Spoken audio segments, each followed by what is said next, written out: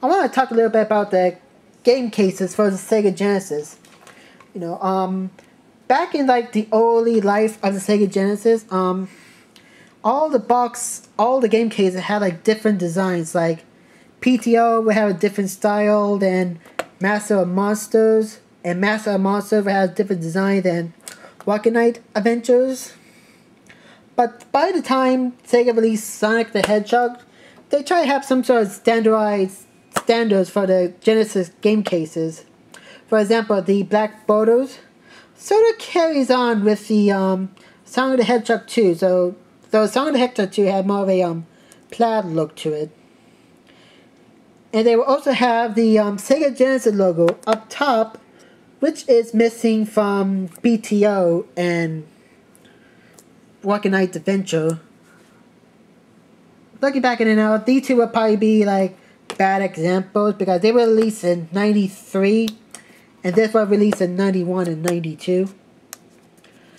And by the time Sonic Spinball came out, that whole thing really started to get standardized. First off, we got this red border that goes across the game case. We have the Genesis name plastered on the side, the Sega logo on the bottom, and the Sega seal of approval. And then we have Sega's own rating system called the VRC.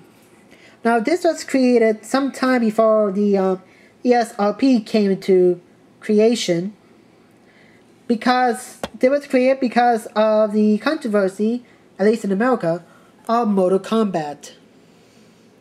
Now the rating for Sonic Spinball is GA, which means that anybody can play this, nothing offensive. Mortal Kombat had a rating system of AM13, which means any kids under the age of 13 should not be playing it. There was something in between the two rating systems, but I don't remember it off the top of my head. Anyways, Sega continued to use the VRC rating systems until the ASPR rating system came into effect in 94.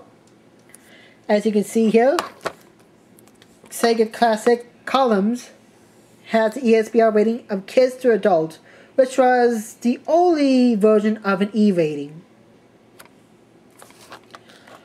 On the whole, all these box cases from 89 to towards the end of the Sega lifespan, they were all in plastic casings. But during the last 2 years of it, they decided to save some money by them going on to using cardboard boxes. I did not like that move because I found it to be more flimsy, and this one became more beat up than all my plastic casings for the regular games cases. As a matter of fact, this is more beat up, well at least in my opinion, this is more beat up than my Sonic the Hedgehog 2 case, and it was bitten by a German Shepherd so many years ago. Speaking of game cases, the one company that had a really odd game case, let me grab it real quick, is EA. I mean, look at this box. It's pretty huge. This game, Mutant League Football, was released around 93 when Sega decided to do some standardization on the Genesis box. Every company went through it except for EA, which kind of did its own thing. No Sega logo on there, no orange borders. Not even a mention that it's on the Sega Genesis, except for these tiny texts on the bottom. And look how thick it is.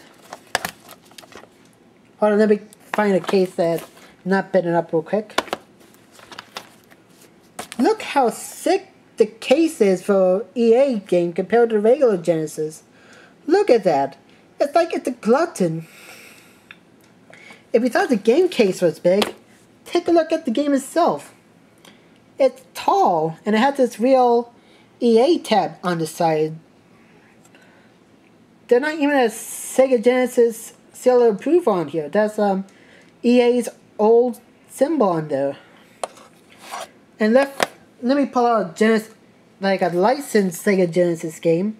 I mean, this is licensed too, technically, but very different. But Here's what the average Genesis game look like. Here's EA. Let's compare them. The EA is taller than the regular Genesis cartridge, and it's not as wide as a Genesis cartridge either. I just found that very, very odd. Anyway, enough about my rambling. That was my take on the Sega Genesis 3 model. Let me know what you think about it, because I might talk about my other retro gaming systems that I have.